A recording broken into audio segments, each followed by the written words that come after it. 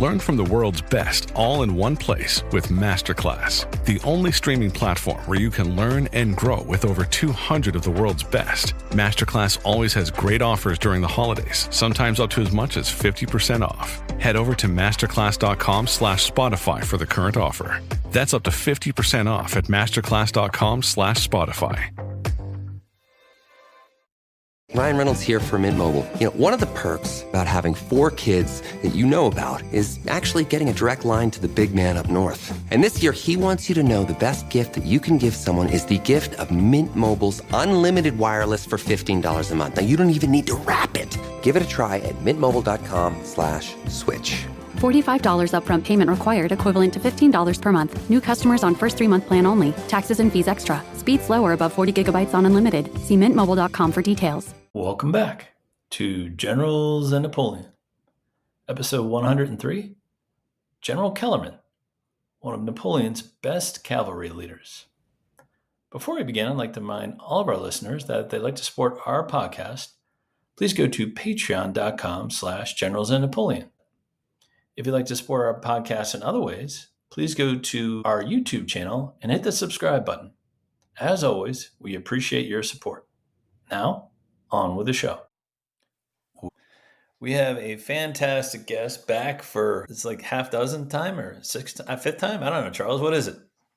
The 35th time, John. It's a good arbitrary number. I like it. Yeah.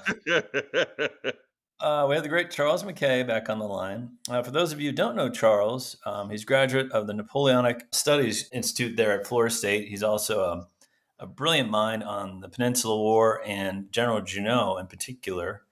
And he recently was on an episode of Napoleonic Quarterly on the Egyptian Institute that was set up by Napoleon. And we're thrilled to have him. Hello, Charles. Hey, John, how are you? Thanks for having me again. I appreciate it. Yeah. What was that episode you did with our friends at Napoleonic Quarterly? Was it just about how Napoleon brought scholars along with him and set up the institute there in Cairo? Yeah, that's exactly right. Sometimes in the stream of heady events and world-changing events, we sometimes don't have too much of an opportunity to do some detours on some interesting and important topics. And Alex Stevenson, the host over there, asked me to do a segment on the Institute of Egypt, and I was happy to help him out for that one. So that's, Napoleon taking all the savants over and all the survey work they did and all the antiquities they cataloged and described and found. And I learned a lot in researching the episode, and hopefully some folks will get something out of that. Yeah, indeed. And so check out Charles on Napoleonic Quarterly. And yeah, we're going to go ahead and dive into our subject matter today. So who are we talking about today, Charles? We're talking about Francois Etienne Kellermann, the son of the savior at Valmy and the Marshal of France. His son had quite a prolific and storied career, both in the Revolution and during the Empire period. All right, so I'm not gonna call him Kellermann the Lesser. It's more Kellermann the Younger. That'll work. Or for the purposes of this podcast, we can just call him Kellermann. Kellermann, okay, yeah, not the Marshal, the General. Correct.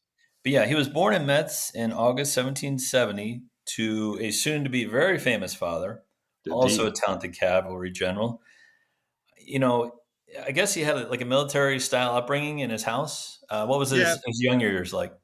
Yeah, he did. He comes from a royal or a noble family, rather. So he was pegged at an early date for a career in the military.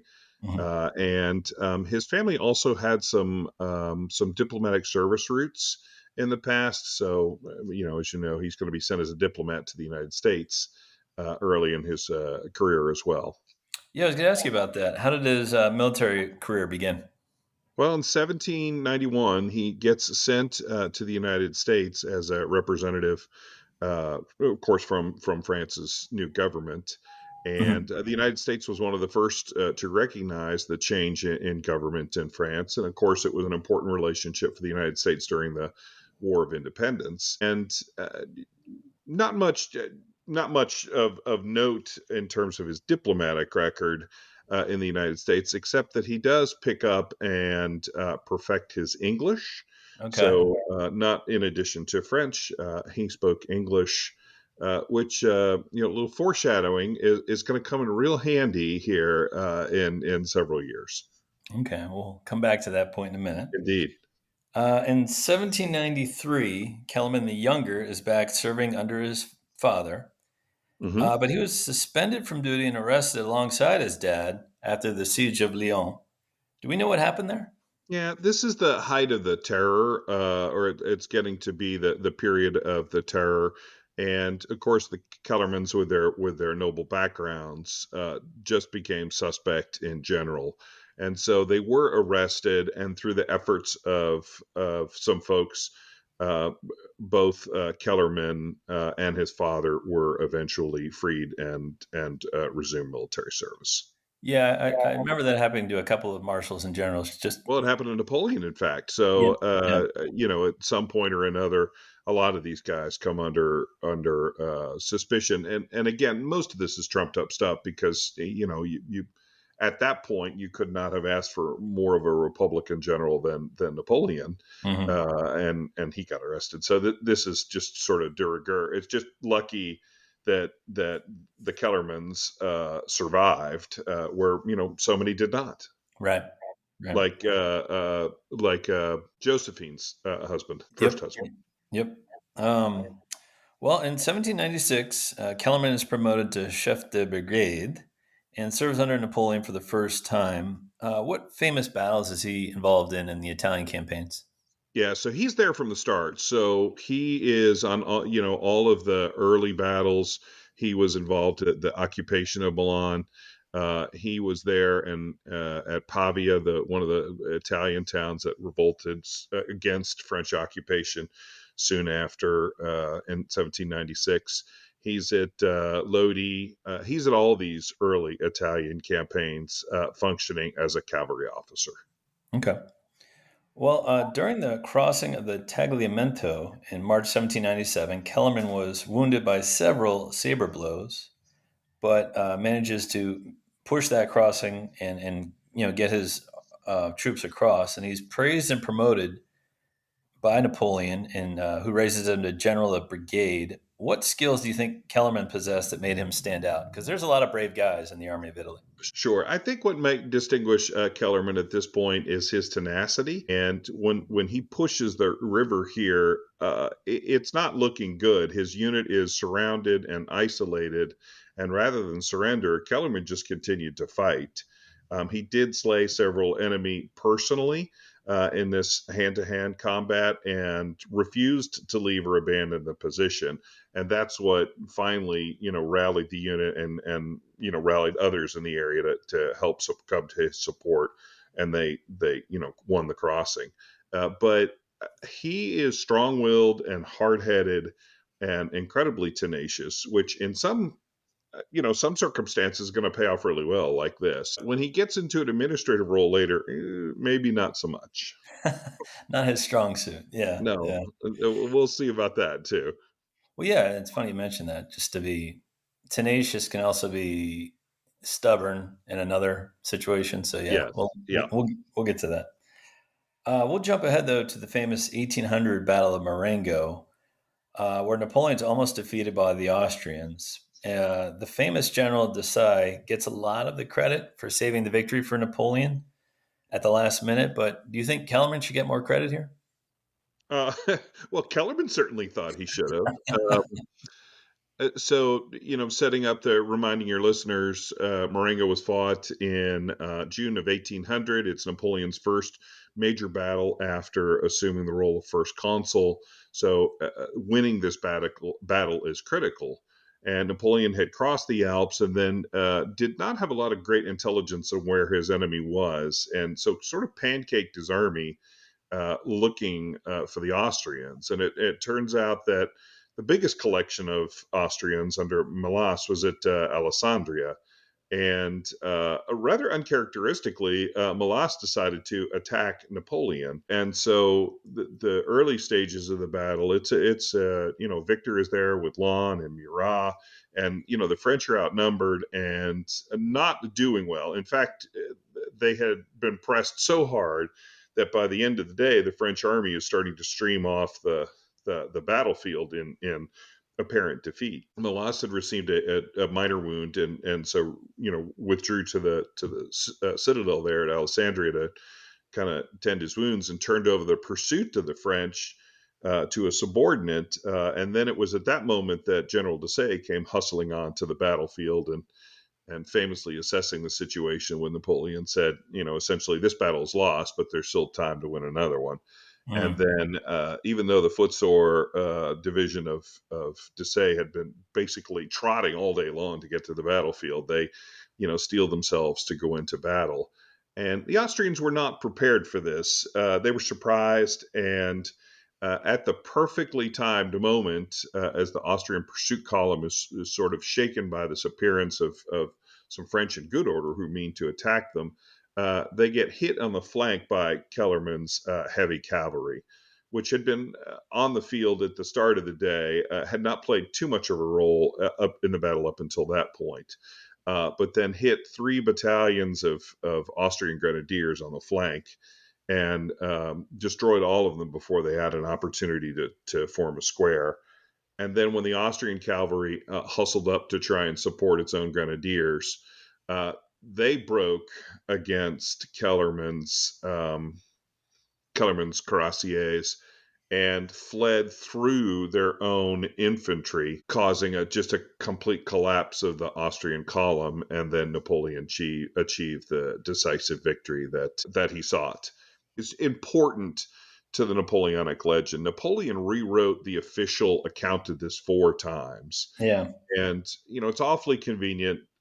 If you're looking at this cynically, that Desaix died historically, took a cannonball to the chest in the height of the counterattack. And Napoleon did recognize Kellermann at the time. But, as the years went on, Kellermann's apparent role, diminished, or at least in the official accounts. He's there, he's leading the cavalry, it's important. Yeah. But, Napoleon claims more and more of the credit that this goes on. Yeah. And Kellermann was pretty sore at the time that he did not get any more credit for this than he thought he deserved, and was happy to let anyone who would listen know that he should have gotten more credit for that. Well, he gets some credit. A month later, he's promoted to general of division. So he's basically as high as you can go without being a marshal. And whenever Kellermann's name was brought up later for his rampant looting of conquered territories, Napoleon would always remark, quote, "General, whenever your name is brought before me, I think of nothing but Marengo," end quote. Is this accurate? He kind of just turned a blind eye to it. I mean, it sounds like Napoleon really appreciated whatever he did. It's kind of like Augereau. He's like, he was at Castiglione with me, so I can forgive any sins that he commits from here on out. Yeah, absolutely. And I think that's entirely true. Napoleon never really regarded looting as a cardinal sin anyway. And of course, is one of the most capable and able and systematic looters in the history of the planet. This is not a cardinal sin. Right. For over 50 years, Burlington's legacy has been great deals on coats for all weather conditions. So before you're caught unprepared for the winter weather, head to Burlington for name brands, quality items, and surprising fits for every family member. Stock up on coats, sweaters, and accessories before the cold hits, so you can finally stop avoiding the elements and start living comfortably. Warm up at your nearest Burlington location less than 1 mile away. Burlington. Deals, brands, wow. This episode is brought to you by United Airlines. When you want to make the most of your vacation, book with United. They're an airline that cares about your travels as much as you do. United is transforming the flying experience with Bluetooth connectivity, screens, power at every seat, and bigger overhead bins to help fit everyone's bag. And with their app, you can skip the bag check line, get live updates, and more. Change the way you fly. Book your next trip today at united.com. Kellermann again distinguishes himself at the famous Battle of Austerlitz in 1805, where he's wounded yet again. In 1806, he serves in the cavalry of the Army of the Reserve. And then in 1807, he commands the cavalry during Junot's invasion of Portugal. Mm-hmm. Can you walk us through that invasion? I know it was quite difficult for the French. Sure. They leave France in October, and so march through France, Spain, and Portugal in October and November. The weather was atrocious, Mm. And, Napoleon, looking at maps in Paris, thought that the quicker route would be for them to drop down to the Tagus and then go straight to the west. But there were no roads there then, and there are virtually no roads there now. And so the army suffered quite a bit on this march. In fact, when Junot occupies Lisbon on 30 November of 1807, he doesn't have any cavalry. It Mhm. took the cavalry a full week for them to straggle in from the intensity of this march. So Yeah, it was not a happy. This was not a march of roses or anything like that. yeah, it's interesting you say the maps, but I mean the maps were not like maps we have today. They were probably poorly laid out. And for Napoleon to look at a map in Paris and say, well, the quickest way between 2 points is a straight line, but that doesn't necessarily mean there's supplies or roads or, like you were saying, anything easy between that straight line to get to Lisbon. He probably Right. should have followed the roads, even if it wasn't a straight line to get there. Yeah, Napoleon had just complete contempt, though, for the Spanish and the Portuguese at the start, in the middle, at the end. Yeah. And so probably didn't certainly underplayed the hardships that Junot's corps experienced marching, although at the same time cautiously aware that he didn't want to get in a long protracted siege for the fortresses that covered the traditional approaches to Lisbon from Spain. So yeah, it was not a fun time. Well, Junot's there for a while, but he famously suffers defeat to the future Duke of Wellington at the Battle of Vimero. And Kellermann is within Junot's army, and he handles kind of the diplomatic negotiations in the infamous Convention of Sintra. Can you tell us what happened here? Because it's still today one of the most maligned peace treaties I think Britain and France have ever signed. But can you walk us through what happens in this? Yeah, maligned perhaps, but not by the French. Yeah. And let me just mention briefly at the Battle of Vimero, where Junot gets defeated decisively by Wellesley. Kellerman again performed very well. He was Junot's only reserve was about 2,100 or so converged grenadiers he'd pulled from the various units. And when the central attack was failing, Junot ordered Kellerman at the head of these grenadiers to try and support the French position. And in fact, Kellerman at the head of these grenadiers made more progress than any of the other French units. Now they were, you know, they were sent down the hill packing by accurate counterfire from the British regiments fighting against them. And Kellerman was again wounded. Mm. But Kellerman also then put himself at the head of the cavalry to cover the retreat of the army.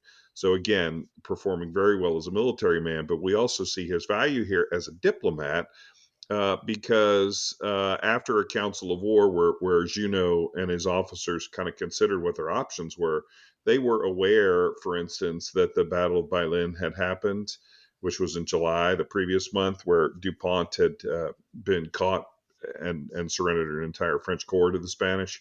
So Junot knew that the French in Lisbon were completely isolated. So their options of a fighting withdrawal looked pretty grim. And so they decided, all right, so let's see what kind of terms we can get from the British. So they sent Kellerman, of course, as the one who had some diplomatic experience, to go treat with the British to see what they could get. And the British command situation had changed. Wellesley knew that he was going to be superseded, in fact, twice by General Berard and then Hugh Dalrymple. And so at the start of the conversation, it was Wellesley, Berard, and Dalrymple for the British.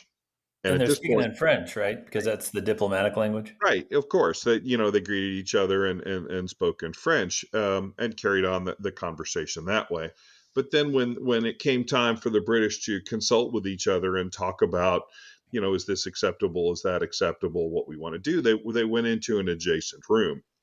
And the arguments there apparently were quite animated. And Wellesley, as you might imagine, uh, better had a better grip of the situation than Berard or Dalrymple, and was much less willing to be charitable to the French. But Berard and Dalrymple had never had any real field experience, and so didn't know what the dispositions were and if the French are willing to offer an evacuation, which just happened in the 18th century on, many previous occasions. That was acceptable to him. But what Kellerman did not disclose, of course, was that Kellerman knew English. So he's hearing all of the conversations and the heated debates and things and such. And, he learns through that where Hugh Dalrymple's, sort of pressure points are. And so if the British came back and wanted some additional demands, then Kellerman could just play on the fears of Hugh Dalrymple, and ended up getting a fantastic deal for the French. And just summing it up, the French would be transported back on British ships with their arms and their standards and their eagles, and frankly even their loot. And they weren't even paroled. Yeah. So literally, when the French army gets back, Napoleon sends them right back into the peninsula. And on the British side, of course, that the three of them get court-martialed, Right. and Berard and Dalrymple never see command again. And of course, we know Wellesley, obviously, very famously, saw all kinds of action and became the Duke of Wellington. That's one of those moments where, well, Kellerman has problems with ethics. Mm-hmm. And I don't know if you would consider that to be unethical to not disclose that you know English. I'm sure nobody ever asked him, so he didn't feel compelled to tell anybody. But Right. um, But I bet Dalrymple and Berard were probably mad at him for the rest of their days. Like that guy. sure, absolutely, yeah. And you got to think that Kellerman is chuckling all the way back to the camp, and even Napoleon, although displeased that the French had lost Portugal, didn't have any fault with Junot. Junot was sent right back into the field again, and Yeah. how could you? I mean, you come back with everything. Yeah.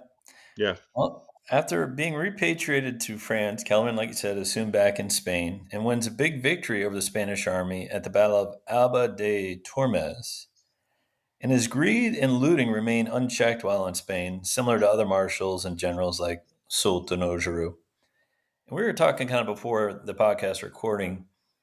What, if any, was Napoleon's policy on looting? Because I know the age and the time, war should pay for itself. So, steal whatever you can to pay for or feed your army. But sure, there was other marshals, Serurier and I think Bernadotte, who didn't like to loot anything. right. It seems like there was two Suchet was not different. a big looter. Yeah. Yeah, it seemed like there's two different fields of thought on this. Yeah, I think that's accurate. Let's just, put on the table that oftentimes, the tone for any organization is set by the leader at the top.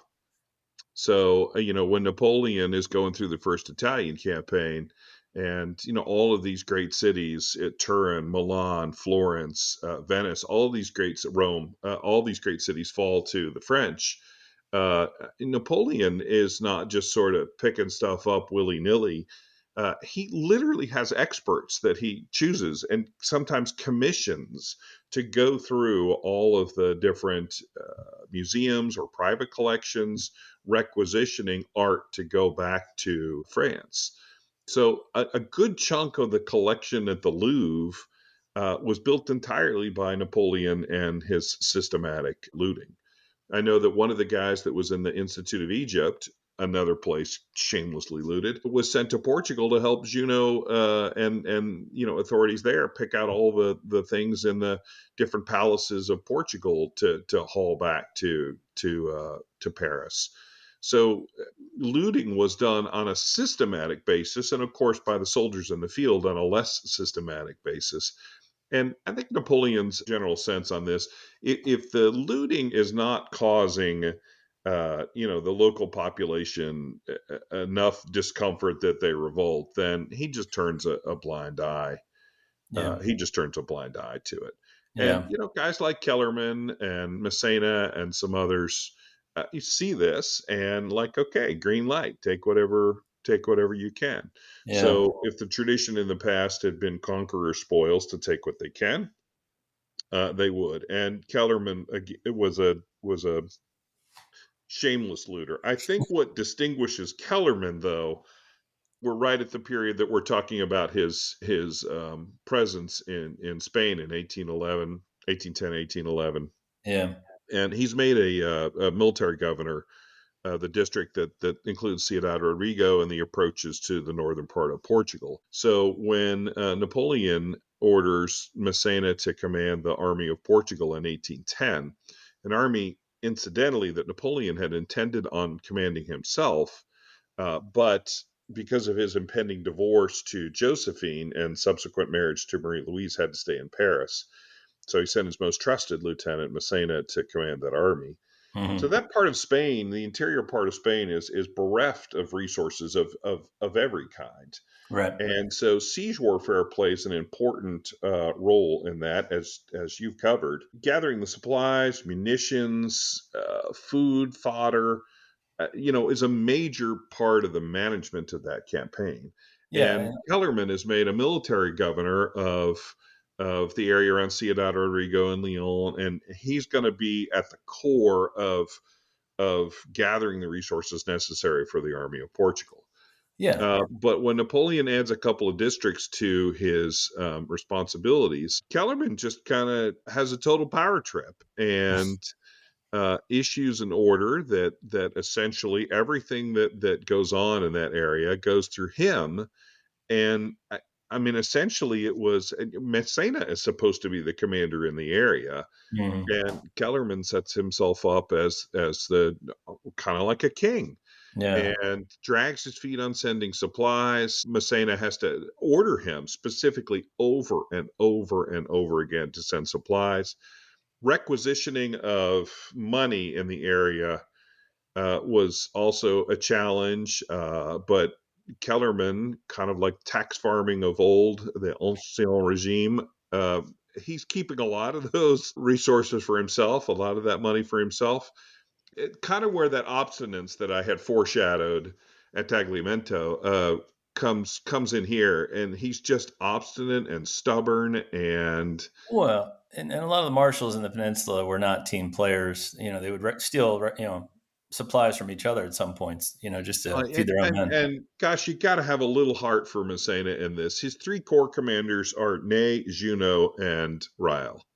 I mean, three of the hottest heads in the army. So Kellerman did not acquit himself with honor and glory here. Okay. Well, in May 1811, he finally returns to France, and he actually misses the Russian invasion because he was on sick leave. So this is probably a good thing for Kellerman that he didn't have to go through that. You'd have to think. Yeah. I should note that date of May 1811 is pretty important. That's right after Fuentes de Nero, where Napoleon has recalled Massena. He does a total house cleaning, and a lot of those guys are reassigned. That's when Yeah. Marmont comes down. And Kellerman was one of the ones that was reassigned. And frankly, probably not reassigned in a positive light. Right. Kellerman's health never fully recovers, but he's back in action during the 1813 campaign and fights at the Battle of Bautzen and again at Dresden and Leipzig. He also fought during the 1814 invasion of France. How does he perform in these? Do you know? Yeah, he performs very well, and I think here you can see the distinction between maybe not a great administrator, definitely not a great administrator, but a really superior cavalry commander. And he fights with elan and tenacity and spirit and conviction, both in 1813 and in 1814. And He did very well in these. And I think that's important because there was a lot of so-called droopy plumed marshals who thought, oh, everything's over, we're done. And to fight with spirit at that time was, I'm not going to say rare, but it stood out. Yeah, he was definitely one of the more energetic generals continuing to fight. Okay. Well, Napoleon abdicates in April 1814 and he submits to the returning Bourbons under Louis XVIII. But interestingly, he flocks to Napoleon's banner after Napoleon escapes from Elba and retook the throne. But his dad, Marshal Kellermann, does not. So there's like a little family drama here, don't you think? Yeah, although it did not seem to impact the relationship between the two. The Marshal carries on till 1820, Yeah. and Kellerman, of course, the subject of our discussion today, lasts until 1835. And, Kellerman is still active. He's still old enough to serve in the military. And, everything that Kellerman was at this point was not because of the noble name his father had given him, but because of what he had earned on his own during, fighting for the emperor. Yeah. So I think there was some loyalty there, and a recognition of all that he had was the exploits during the First Empire, and he would rather go down with that ship than attach himself to the Bourbons. Right. Well, let's discuss Kellerman the Younger's role at the stalemate Battle of Quatre Bras. And yeah, I'm going to call it that. Uh, Kellerman almost won this battle single-handedly, correct? Well, he did. Again, he's in the right place at the right time. He happens to command the cavalry here at Quatre Bras. And so once the initial British forces are pushed away, it's Kellerman's job to charge the remaining defenders. Now, he did not break any Allied squares, but he did manage to catch several units before they had time to form square, scattering them effectively. And for a brief moment, held that super important crossroads right there. Quatre Bras, meaning, of course, four arms. That's the intersection where four roads met. It was a strategically critically important area. It was the objective Napoleon had hoped Ney would take. Right. And for a brief moment, Kellerman and his cav are there holding on to the crossroads. But he looks behind him and there's no infantry. And as we both know, cavalry cannot hold a position for long without infantry support. So Right. had to retire at the sight of the approaching British infantry. Yeah, I think it's interesting because I think Marshal Ney assigned him. He's like, look, I've been assaulting this position for hours. Nothing's happening. Can you just throw your troops in there and see what happens? And I think even Kellerman was like, okay, we'll give it a shot. And then it Yep. worked. And Yep. Ney was like, oh my God, I need to support him. But it was too late by that point. Yeah, and again, Kellerman covers himself in glory for 10 minutes there by holding the crossroads, but not under the eye of Napoleon. Again, Kellerman's a lot of these guys have some bad luck in that they do really well for the empire, but rarely, like after Italy, are they ever in direct sight of the emperor. Right. And so Kellerman performs very well, but didn't get Yeah. the job done. No. And, 2 days later, I think is Waterloo. How does he do there? So he's involved in the main charges up the center with La Haye Saint that Ney had ordered later in the day. And again, they fail to break any British squares. The British are the most disciplined of the infantry units that the French would ever face in terms of forming square. And so, they ultimately do very little damage to the British center there with these repeated charges. But, he did what he's asked to do, and then, helps to cover the retreat as the army falls apart afterwards. Yeah. So not as much glory here on the battlefield, although he's in the thick of the action again. Well, obviously Napoleon abdicates again, and during the Second Restoration, the Bourbons basically put him in disgrace. But he's eventually forgiven. What were his later years like? His later years were pretty quiet, actually. He was, in fact, disgraced, but like many of the former Napoleonic marshals around 1820, 1821 or so, he's returned to good graces. He's made again a peer of France, and he lives out the rest of his days in retirement. Okay. Well, as you mentioned, he dies in 1835 in June. What do you think his legacy is? For historians, I think he represents a lot of the most striking aspects of this period. That he's a dashing cavalry officer. He covers himself in glory, both through personal exploits and bravery, and in many ways, he's a model of a fantastic cavalry officer. But then, he also kind of highlights the limits of, technology and Napoleonic, organization, there are limits to what these guys are able to accomplish. And then the absence of the emperor, especially in like places like the peninsula, it's just a hot mess, and Yeah. it is not efficient, and the French machine does not function well without the emperor around. And then you layer on top of that the sort of shameless looting carried out by Kellerman and others. Uh, it highlights a lot of dichotomies, a lot of contradictions. Mm. Coming out of a revolution where you had so many social changes and things, and it engendered so much loyalty, enough so that Kellerman rallies to the cause in 1815. It's just such a collection of contradictions. It ultimately is what makes these guys fascinating, right? Right. How did he maintain this cognitive dissonance in his brain, or does he compartmentalize and go into denial? It's one of the reasons I'm endlessly fascinated. I think it's interesting because his dad, after Valmy, 1792-93, was probably the most famous man in France. So Sure. you're always fighting that legacy. Like, all right, well, how do I make my own spot on this famous era? Like my dad is. It's kind of like being the son of a famous athlete. Like, how do I outshine my dad and rest on my own merits and laurels? And I think Kellerman did pretty well to do that. Yeah, I think there was some torch passing there. The marshal did not have much of a career after into the consul. Once the Yep. consulate kind of came, Yep. Kellerman was allowed to, exit stage right, Mhm. obviously clearing the path for his own son. And so I think there was a convenient passing of the torch, and then moving from the Republican France to the Empire France was another, definitive break. The Marshal Mhm. doesn't have a role in Napoleonic France, whereas the son does. Yeah. So, Kellerman, the Marshal, had his moment during the Revolution, and now Kellerman, the son, will have his moment during the Empire. Yeah. Yeah. Just interesting man. So thank you It, for it, that. it would be interesting if the age bands had been a little different, if the Kellerman the Marshal had been a little bit younger and still would have had a career, say into Austerlitz, or maybe even up to 1807. Yeah. What would we be saying about his son in terms of the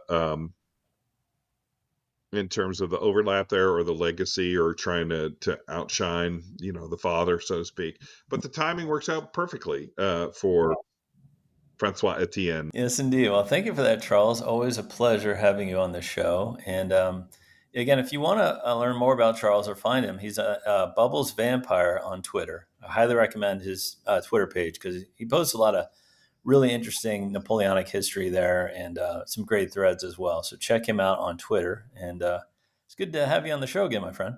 Thanks, I appreciate it, John. Thanks for inviting me. Anytime.